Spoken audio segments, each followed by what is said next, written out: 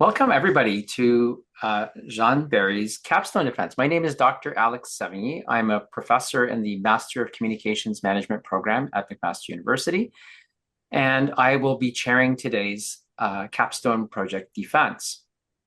A few rules of the road. Jeanne will have 25 minutes to present, after which we'll go through 2 rounds of questions. The first round will be led by her supervisor, Professor Colleen Killingsworth, and her second reader, Professor Jacquie Hoornweg. And I have the option as chair, should I wish to ask a question. I may do that, it depends. And then we'll go through a second round in the same order. At the end of that second round, we'll open up the question period to the gallery. So folks, those of you who are here, you're welcome to pose a question and or make a comment or say some words of encouragement to Jeanne when your moment comes. So and I do encourage you to do it. It's good it's very nice when we have a question from the gallery. It's not common, but very nice. So put your thinking caps on. In any case, let's and then after the question period is complete, I will put everybody in a room on your own, and the committee will deliberate, and then we will come back probably about 5 or 7 minutes later, probably closer to 5, with our decision. And don't leave, please. When you go into that room, do stick around and come back, because you probably want to be present for the big moment at the end when we reveal the final outcome. So with all that being said, Jeanne, it's 14:05, so 2:05 Eastern time, and which is where I'm sitting, and you'll have until let's say 31 to speak, and then we'll go into our 2 rounds of questions. So the floor is now yours. Okay, great. Thank you, Alex. And thank you, everyone, for joining me. Today, I'll be examining how corporate social responsibility, or CSR, communications in Canada are influenced by the political landscape. So, quick overview here. We'll just get started with the study background. So, Stobierski defines CSR as the idea that a business has a responsibility to the society around it. More and more, CSR is influenced and driven by the political landscape. Corporations are political actors, whether they want to be or not. Canada's political climate is shaped by both domestic and U.S. relations, including recent influences from U.S. tariffs and DEI bans and Canadian climate policy. A NANOS research survey from 2025 showed that Trump and U.S. relations was the top concern for Canadians, affecting economy, inflation, and environment. So this study looked at longitudinal trends from 2020 to 25, including interprovincial differences and cross-border influences on Canadian CSR policies and communications. A quick overview of the literature. CSR and politics to start. Corporations are increasingly expected to take on governance roles in the public sphere, as outlined by Braun.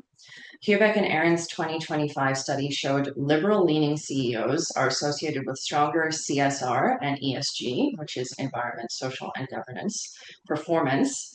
And Gurin Tomaszewski's research shows that corporate political stances are driven more by employee and management ideology than by profits. ESG, CSV, and CSA are related but distinct from CSR. ESG is primarily an investor metric. CSV, which is creating shared value, as defined by Porter and Kramer, is a methodological approach to CSR that creates mutual benefit for both the organization and its communities. And CSA, which is corporate social advocacy, is defined by Dodd and Supa as companies taking a public stance on social political issues. On to stakeholder theory and ethical PR. Freeman et al. Described stakeholder theory as balancing the interests of shareholders, employees, communities, and government. Penning connects us directly to PR practice, noting CSR, ESG, and DEI are primarily a PR function through their effects on stakeholders. Additionally, Kim et al. Show that companies must address both ethical and economic expectations in CSR. Finally, reputation management. Both of Eidelman's 2023 Future of Corporate Communication study and the 2025 Trust Barometer showed growing public expectations for CEOs to speak out on social issues, which in turn are becoming increasingly political. And there are reputational and financial implications for doing so or for not doing so. Wang and Kwan argue that corporate philanthropy builds socio-political legitimacy and political access, while Alla and Heinonen warn that failure to communicate CSR activities can create reputation gaps and strain relationships with government entities. So, my hypothesis, which was supported by the results, is that the political landscape influences corporate social responsibility initiatives and communications in Canada. The research questions covered level of political influence in CSR communications, which was also supported, whether CSR communications are tailored to provincial political differences, which was not really supported by the literature, and how CSR communications changed from 2020 to 25 in the realm of politics, which was also supported. So, research methods. I used multiple combined data sources for the study. Claude AI and Claude Code were used to scrape company data from 11 Canadian companies from 2020 to 2025. CSR data included news releases, sustainability reports, blog posts, and web page articles. I used Nanos research data, including surveys on public concern topics like mental health, climate, and others, as well as using Claude Code to scrape Nanos articles for data related to CSR.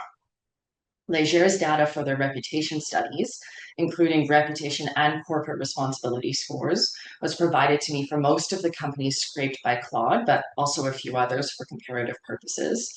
Leger reputation reports were also used for comparative purposes between companies and with major political events in Canada and the US. Corporate Knights publication ranks Canada's best 50 corporate citizens every year. I use the data scores to compare year over year in conjunction with major political events. And finally, I conducted 11 interviews with Canadian communications and/or CSR specialists across Canada, covering 9 provinces and territories and 9 industries.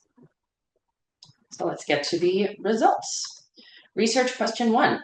How are Canadian CSR communications represented in corporate communications, and what evidence is there of influence from the Canadian political landscape? So this research question showed the most results. DEI keywords, as you can see in the chart pulled from Claude data, started declining in 2022, so post-COVID recovery over here, but took a sharp decline following US President Trump's executive order ending radical and wasteful government DEI programs and preferencing, as you can see here. Canada's Bill C-59, known as the greenwashing law, requires businesses to prove their environmental claims, which led to significant changes in corporate CSR language and communication in combination with the US executive order, particularly for companies that operate in both countries. An interview participant from the energy industry in Alberta said that their organization took on the mantra of, if you can't source it, you can't say it, when conducting a full review of their CSR policies and their communications. They operate in the States as well, so DEI policies had to be reviewed, and it was quite a struggle for their organization that actually has quite a diverse board of directors. The communications director that I interviewed from the mining industry in Nova Scotia said that organizations responded to the murder of George Floyd without any history of supporting DEI actions, faced a lot of scrutiny, and he introduced the term woke washing and diversity washing. This shows why organizations may have been extra sensitive to scrutiny in the wake of the Canadian and US policies emerging in 2024 and 25. Not all participants said that politics, particularly US politics, had an influence on CSR communications or activities, but there were direct and unavoidable influences for several interview participants. One from aviation in Quebec, whose company operates in multiple companies, had to balance Canadian and European DEI requirements with US DEI bans to maintain relationships with government clients in all of these countries. This required consistent and extensive CSR language review. A participant from retail in BC, whose company also operates cross-border, said there was no direct influence from the US executive order on Canadian DEI-based CER communications, but they have been very sensitive to the subject of tariffs in any government meetings. He noted that their focus is on CSR initiatives that are aligned with their business operations rather than politics, like sustainable packaging, which is relevant to retail operations. And a participant from Energy in Ontario outlined how the provincial government's Buy Canadian policy as a response to the tariffs was an opportunity to boost CSR communications, while a Manitoba-based consultant said that many of their clients use this movement as a business opportunity, but one client did want to pull back on promoting their Canadianness because they didn't want to seem opportunistic. However, a communications director from Retail in Ontario highlighted how these movements galvanize their Canadian organization and reinforce their purpose, actually creating more CSR alignment. Leger sent me their data from 2020 to 2025, including total reputation and corporate responsibility scores. So there was a moderate correlation of 0.52 between the scores, showing that CSR does influence reputation to a degree, but it isn't the main driver. So Loblaw here, for example, saw our reputation score decline from 55 to 24 in these 6 years, despite a huge CSR volume increase. A 2024 poll showed that 18% of respondents were boycotting Loblaw due to the belief that their price increases were from increased profit margins rather than just economic inflation. Bell Canada consistently has one of the lowest scores in the data set, despite their famous Bell Let's Talk campaign. This has been a huge CSR investment, but the campaign has faced significant criticism for pushing their corporate agenda, lack of diversity, and even colonialism, among other things. So Bell and Loblaw scores show here that CSR volume does not automatically equal a better reputation. Synovus and Enbridge show that some industry perceptions just can't be overcome with CSR. They have some of the highest corporate responsibility scores, but the lowest reputation scores. These challenges were also confirmed by the Alberta Energy Company interview participant. Finally, TELUS and Canadian Tire showed that limited but meaningful CSR communications can boost corporate responsibility and reputation scores, reinforcing the importance of aligning CSR with corporate mission, vision, and values, which was echoed by interview participants from Alberta and Ontario. So there were some unexpected results for Indigenous relations. The interview participant from Healthcare in Saskatchewan stated that annual government reporting on Indigenous health statistics drives their organizational CSR programming. However, the company has not actually committed to truth and reconciliation. The Indigenous relations participant from the Northwest Territories outlined the importance of corporate relationship building with Indigenous groups rather than a blanket CSR communications approach to all groups. So looking at the figure here, this is the Corporate Knights Best 50 Corporate Citizens ranking data, combined with Claude data and compared with a political event spectrum and the level of CSR response to each event. So you can see the CSR response to the Kamloops mass grave discovery at the residential school was smaller than you might expect it to be, considering the international outrage compared to, say, the Liberal re-election response here. So moving on to research question 2, how and to what extent do Canadian CSR communications compare between provinces in a political context? Well, not much. Results for this question were largely interview-based, which showed that most participant organizations took a unified approach to messaging across all provinces, which is important in a digital age where you can't say one thing here and another thing somewhere else. The political event significance figure also shows minimal CSR response to provincial elections, as you can see here. The consulting participant from insurance in Quebec highlighted how their and other Quebec companies responded to the provincial government's Quebec Experience Program cancellation, which was a fast-track residency program for French-speaking immigrants. So these companies were supporting immigrant workers behind the scenes, but staying quiet about it for fear of government reprisal. This participant also noted that Quebec separatism and language factors influence CSR communications, and that more traditional media is used to target their older demographic. The participant from healthcare stated that their Saskatchewan-based organization monitors other prairie healthcare organizations' CSR communications and political responses because of political similarities between provinces and to see how messaging might land. So there were only 2 participants who tailored their CSR communications to provincial politics, and they were both from heavily regulated industries, healthcare and insurance. However, there were participants from energy, mining, fisheries, etc., the other 9 participants who did not tailor their communications provincially at all. All right, last research question. How and to what extent Canadian CSR communications have changed over time, focusing on the years 2020 to 2025. And these pictures are phase-based and they'll make sense in the next slide. So my interview with a chief communications officer from aviation in Quebec outlined what they saw as 3 distinct phases of CSR during the research period, which was aligned with the other data. So phase 1, COVID-19, companies were in survival mode with limited CSR communications. Health and mental health keywords spiked in both Nanos and Claude research, which I'll show you on these charts. So you can see health and mental health spiking here in 2021. And you can see mental health spiking here as well. There was a minor increase in CSR communications related to Black Lives Matter and reconciliation, but these fell off quickly. This participant's aviation-based organization actually pivoted from making flight simulators to ventilators and created a new supply chain in Canada and organized vaccine clinics, ending up vaccinating about 10% of Quebec's population. So some organizations did make a positive pivot. Phase 2 is ESG, was the main focus driven by the investment community with a peak volume of ESG and CSR communications. This participant noted that they attended 43 sustainability communications conferences during this time and 3 during the final period, which is the green hushing phase.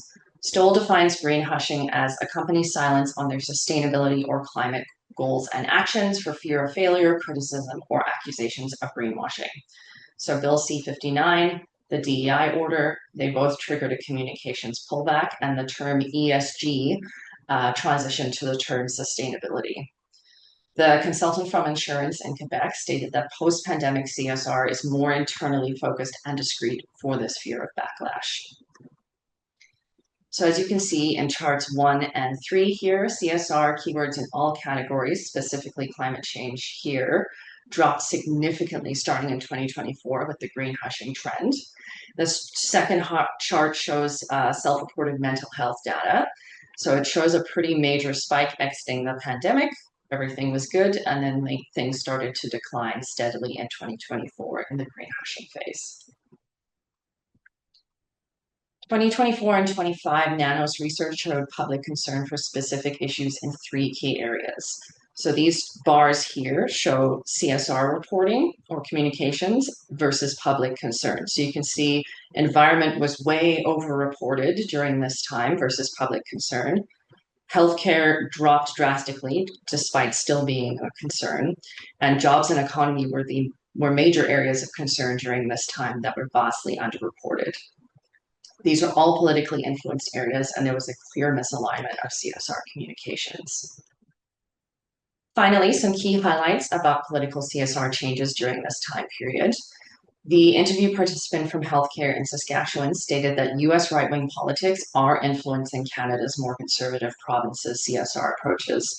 Their organization went silent externally on LGBTQ2S+ and truth and reconciliation, while their internal initiatives continued. The participant from the mining industry in Nova Scotia also said that they noticed a softening in CSR politicization with the transition to Prime Minister Mark Carney. And the Quebec participant from the insurance industry noticed the pullback on CSR for fear of scrutiny. And some of that scrutiny comes from trade publications like Corporate Knights, which I did use as a data source. Despite the sustainability communications pullback, the Quebec aviation participant emphasized that their voluntary employee sustainability training is at an all-time high, showing that people do still care internally. All right, on to the discussion. So the central theme tying the literature for the results was the influence of CSR in politics on corporate reputation. The data on Bell and Loblaw showed that volume of CSR communications does not equal credibility or improved reputation, and may actually work against it. These are prime examples of CSR misalignment with corporate actions and political sentiment. This is an example of Bowen's deontological approach to ethical PR. If communications are seen as self-serving rather than genuinely stakeholder-oriented, they damage rather than build trust. The consultant from Manitoba said that a client did not want to cash in on the Buy Canadian movement, which despite their good intentions may have been a missed opportunity. Aula and Heinonen actually argue that silence is as dangerous as insincerity, creating reputation gaps through perceived lack of action. The green hushing trend in phase 3 creates another version of this problem. CSR activity continues, but without communication, publics may believe that companies are doing nothing. So while these companies attempt to maintain positive government relationships and avoid politically charged areas of CSR, they may be causing reputational damage just through perceived inaction. The Leger data does give us two positive examples, though. Canadian Tire's approach doesn't over-communicate or jump on politically motivated CSR, leading to a continuously high reputation score. And TELUS showed gradual growth in Indigenous relations and sustainability communications aligned to their business operations and partnerships, leading to steady reputation growth over the same period. Both outcomes directly support what two participants said in their interviews. CSR has to make organizational sense and align with mission, vision, and values. O'Leary echoes this, saying that political stances need to be anchored in genuine corporate alignment rather than convenience, and doing otherwise is likely to lead to perceptions of insincerity. Finally, Lee et al. Give us the theoretical anchor. Sincere communications doesn't just protect reputation, it actively builds the kind of stakeholder relationships that increase public engagement with CSR over time, which is also supported by the data here. All right, looking at political communications and the washing/hushing trends. So green hushing was shown in my study results as the dominant CSR approach in phase 3, with political drivers from both sides of the border. The communications consultant from Manitoba noted that even Canadian companies with no US ties are pulling back, whether if it's because they feel communications are unnecessary or they're deliberately hiding CSR initiatives for fear of political backlash. Regardless, the data shows a massive drop-off in all CSR keywords and the number of CSR reports during this time. Additionally, Leon et al. Stressed that ESG disclosure requirements and investor transparency are actually based off of CSR and related communications, which creates a regulatory and investor compliance conflict alongside the communication strategy conflict existing. The washing trend extended to all facets of CSR. Organizations that responded to the Black Lives Matter movement without DEI action connects to Bill C-59 responses, showing that a pattern of increased public and regulatory scrutiny of inauthentic CSR is emerging. The washing nomenclature itself, greenwashing, diversity washing, woke washing, green hushing, woke hushing, this all echoes this existing scrutiny. Finally, Munro frames creating shared value, CSV, as a methodological approach within CSR, in which CSR can be used as a safe realm for organizational innovation. We just looked at TELUS's steady reputational incline in the previous slide, with communications matching actions. This is an illustration of CSV and CSR working in tandem. While this study did not have an Indigenous focus, some interesting themes emerged in the area of relationship building. So Kraft and Reagan argue that decolonizing relationships requires transforming not just operational CSR, but also social, legal, and cultural dimensions. The data showed low organizational response to residential school discoveries, which could connect to the woke hushing trend, although this seems like a pretty weak term for something like that. Companies may just have political concerns, like conservative political environments in some provinces, noted by the participant from Saskatchewan, or genuine uncertainty about how to respond authentically after a legacy of inaction and a fear of backlash. The Indigenous relations consultant from the Northwest Territories was the most direct. Context matters, relationship history matters, and a blanket CSR approach to all Indigenous groups does not work. The Communications and Sustainability Executive from the energy industry in Alberta stressed that their organization's reconciliation plan is explicitly values-driven and not politically reactive. Finally, we'll look at CSR, marketing, and CEO influence.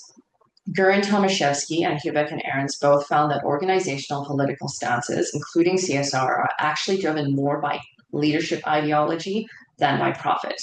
This means CSR is not just a reputation management tool, but an expression of organizational leadership values, which was echoed in my interviews.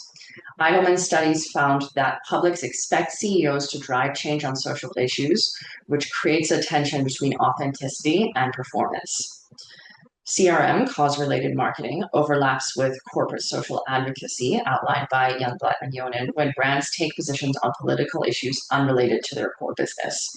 A participant from the energy industry in Ontario experienced employee pushback when supporting war relief efforts important to leadership as to why other conflicts didn't receive the same kind of relief, which led to policy changes. And the public relations director from Fisheries in New Brunswick explained that their organization takes a completely opposite approach: local, non-political, relationship-based CSR to protect regulatory relationships and support their communities of operation. So limitations, data scraping, and time limitations meant that I could not look at social media data for the study. Interviews were anonymous, so I couldn't compare company data, and a lot of the companies examined were different. And I did scrape dozens of Canadian companies initially. However, most companies don't disclose CSR through the methods I looked at, or they had very minimal results. Opportunities for future research. There are a lot. The study could be replicated in the US with more volatile politics, especially this year alone, a social media focus where most CSR communications actually happens, the rise of generative AI, environmental tolls, and political decisions. And it could be studied with an entirely Indigenous focus with the interconnection of government and corporate relationships. So in conclusion, the political landscape influences Canadian CSR communications. Volume does not improve reputation, and volume without action may actually damage it and even cause legal issues. US politics have significant influence on Canadian CSR communications. Green, diversity, and woke hushing are key trends from 2024 onward, which create a lot of reputation gaps and organizational risks. Organizations with alignment, consistency, and sincerity see the most reputational boost. Provincial political differences have a minimal effect on CSR communications. And finally, CEO and board leadership, political leanings significantly influence organizational CSR. So I want to say thank you. Thank you to Colleen Killingsworth, my advisor, Alex, the Capstone chair, Jacquie as my second reader, all of my interview participants. An extra special thank you to my friends and family. I'm really touched that so many of you are here right now and that you've heard me talk about this for so long. And to my amazing cohort, MCM 17. I don't think I could have done it without you. Mm-hmm. Very nice. Thank you very much, Jeanne, for a clear and authoritative presentation. Appreciate the time you spent presenting to us. And without further ado, I will pass the mic over to your supervisor, research supervisor, Professor Killingsworth, to ask the first round of questions. Great. Thanks, Alex. And thank you, Jeanne. Really interesting study. The one thing you didn't touch on, though, in that is ethics and communication ethics. Did you see any difference between the literature and your interview findings around ethical communications as it relates to CSR and ESG? I could have done a whole other study on ethics. That was a huge rabbit hole that I went into a bit in my paper, but it was just one of the things I couldn't fit here. But there's a big kind of dichotomy in the ethics sphere because we're looking at, the one participant from Manitoba was saying, oh, there was missed opportunities in not jumping on the Be Canadian bandwagon, and you have to communicate with your publics. But I think that individual also really felt that it was unethical to do so. And then another thing I really found was that the huge influence of leadership, employees to an extent, but the influence of leadership on CSR and the causes that actually matter to the group. So I think a lot of the ethical actions, the causes are supported, the level of CSR and communications really does depend on leadership, and then it's leadership and employee driven. And that makes it really tough in this sphere because politics and ethics don't always jive so nicely. It can be difficult when you're trying to not get in trouble from government entities facing regulatory backlash. But I think the key that I found is if you want to remain ethical as an organization, you have to do what's regulatorily required, but don't jump on any political bandwagons. It's really better to just stay out of it and stick with what your organization is aligned with your mission, vision, and values. Great. Thanks, Jeanne. Jacquie. Thank you. So I found it really interesting reading your study, Jeanne, as well as then hearing you present it. I thought in both cases you did a really nice job of making it clear and concise and easy to understand the concepts that you were putting forward. So first of all, congratulations on that as well. I found it really interesting about Loblaw and Bell and Cenovus and their CSR. I know I'm familiar with all three and the amount of work they do, and certainly Cenovus in their field, tremendous amount of ESR as well. And I just wonder if having done the study, if you had an opportunity to talk with one or all of these the leaders, what would your recommendation be in terms of what they should do going forward with their CSR and maybe even some of the other similar sister strategies, if you will, that you talked about? How do you think that they should approach that?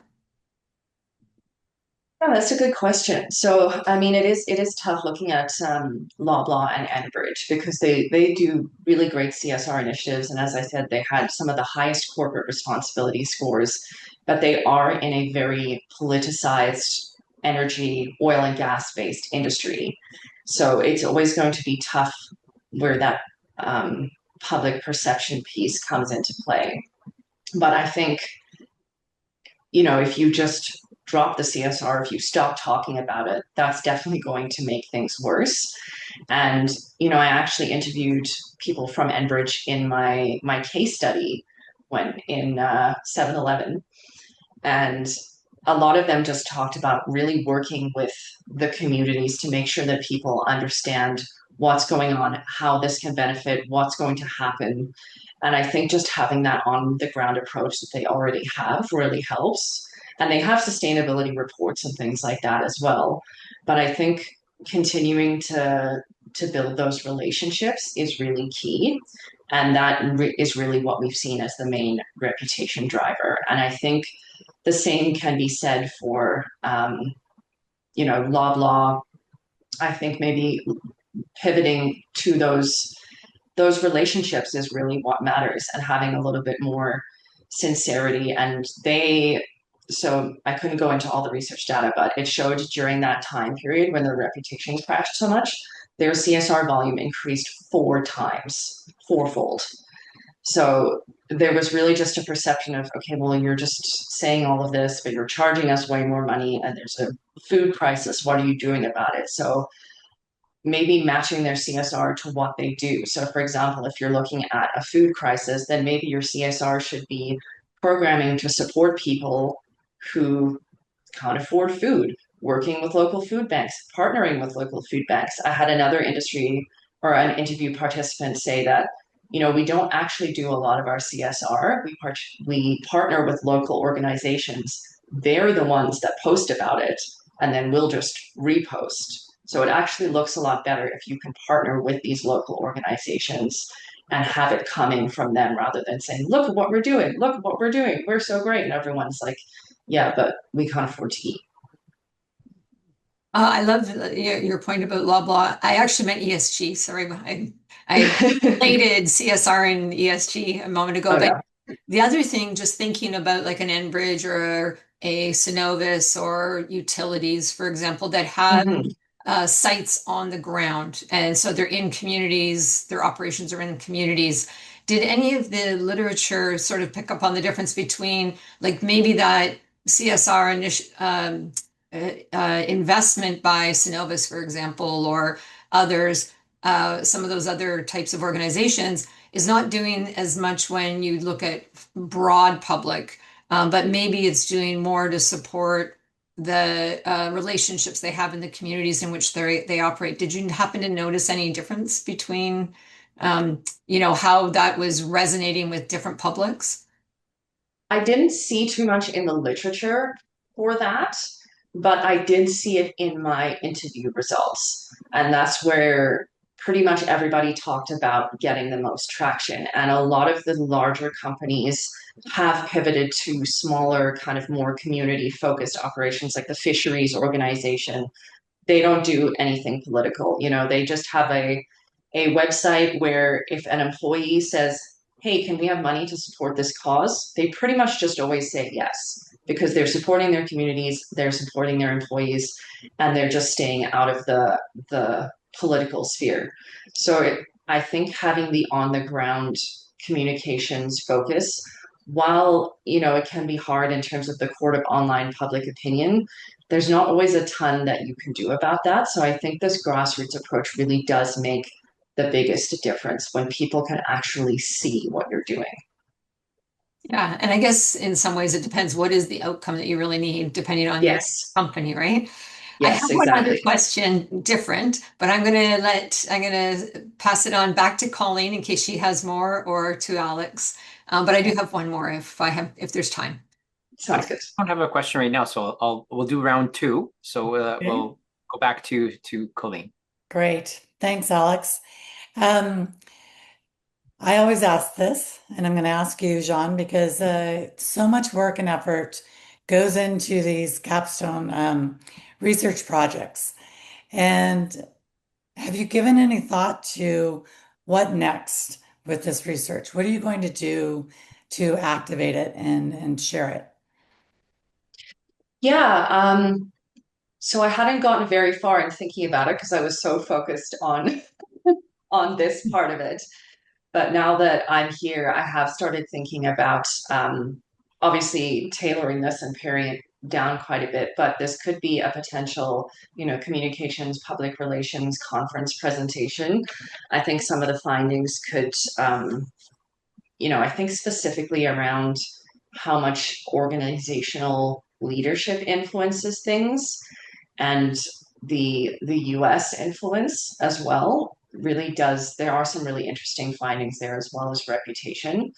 So I think looking at some conferences, I did take a look. There's quite a few that have already happened or are like happening next week. So I think I'm a little bit late, but I think that would be a really good opportunity. And the interview participants all requested to see the results. So I think I'm going to offer to present to their organizations. I can tailor it a bit as well, because I really appreciate their help, and I'd like to give back because I got such great results from them. So yeah, that's kind of what I'm thinking so far, and then hoping to take it into my work as well. It's great. Thank you. Thank you. Jacquie. Thanks. Okay, so my next question is also a kind of what next question, but different. My question is, I really liked how you were able to capture the three phases and what was, because I even feel this when we're in the reputation management, is like every time I teach it, I have to change the content, because even in a year or 2 years, things change.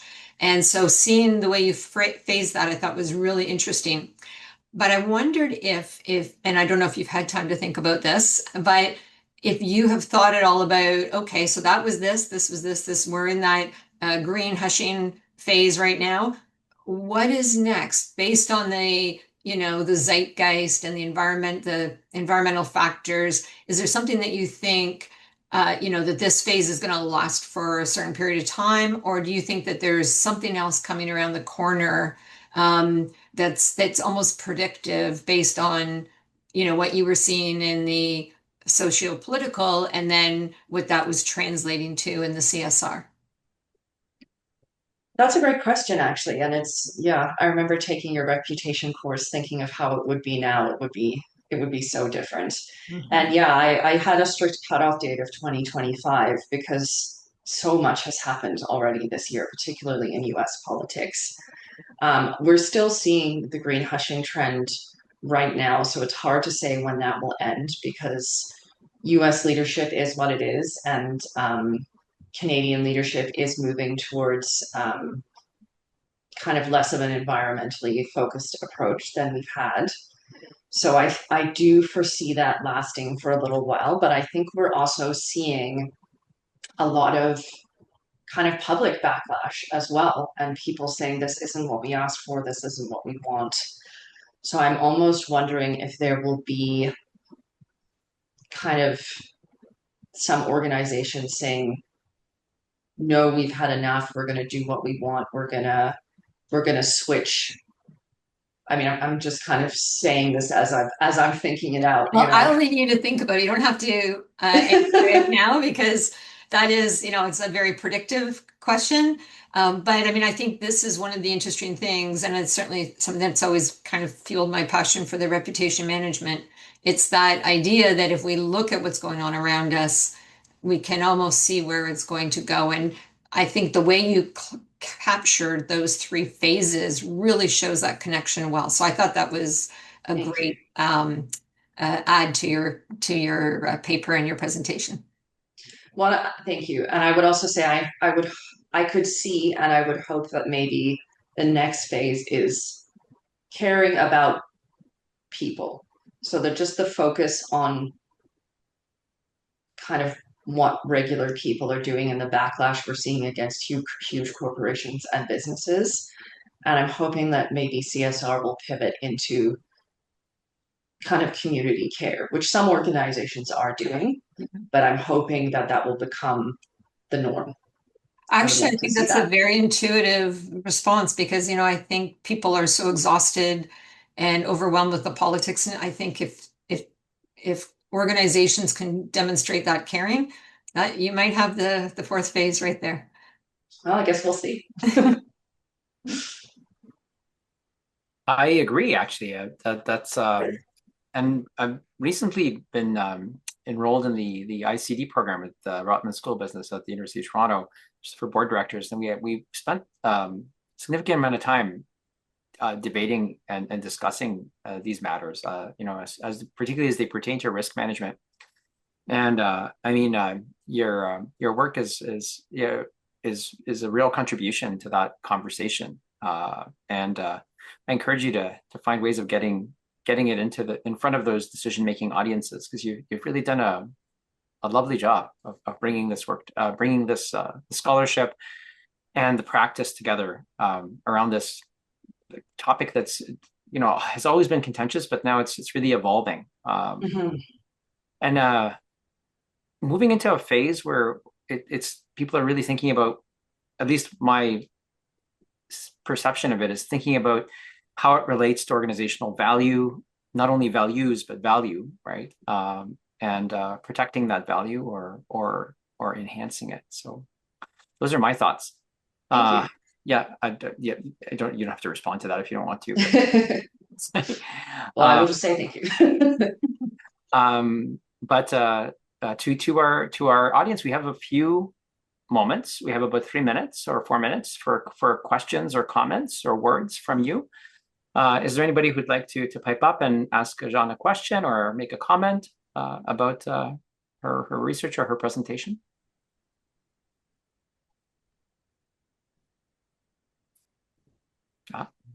I just Jean, I mean, it's been fabulous watching you through this whole program. I have such faith in you for the future, for your clarity, and your just sort of like clean thinking about these sorts of topics. And that's all I want to say. Cheers. All right. Well, I solicit one last round. Any other questions or comments? Thank you for that comment, Suzanne. Anyone else? Right. Seeing no one, I will now put people into a breakout room. Please accept the invitation when it comes to you. Don't leave because you do want to come back for the big reveal in a few moments when the committee will communicate the results of our deliberations regarding today's presentation and the rest of this excellent research. So see you soon. I'm opening the room now.